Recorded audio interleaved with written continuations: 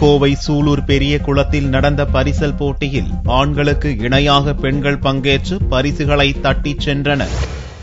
கோவை மாவட்டம் சூலூர் பெரிய குளத்தில் பொங்கல் திருநாளை முன்னிட்டு பரிசல் போட்டி நடந்தது. பெண்கள், ஆண்கள் மட்டுமின்றி இளைஞர், முதியோர்களும் பங்கேற்ற இப்போட்டியில் சூலூர், கண்ணம்பாளையம், நீலாம்பூர், பள்ளம்பாளையம் உள்ளிட்ட சுற்றுவட்டார பகுதியினர் பங்கேற்றனர். 30 இளைஞர்கள், 10 முதியோர், 8 பெண்கள் இப்போட்டியில் கலந்து கொண்டு வெற்றி இலக்கை நோக்கி பரிசலை செலுத்தினர். ஆண்களுக்கு இணையாக பெண்கள் கடுமையாக போட்டியிட்டனர்.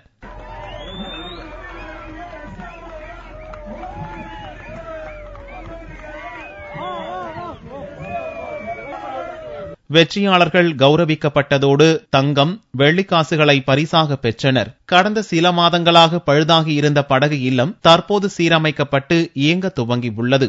இதே பொலிவு தொடர வேண்டும் என கோவை வாசிகள் விருப்பம் தெரிவித்துள்ளனர்.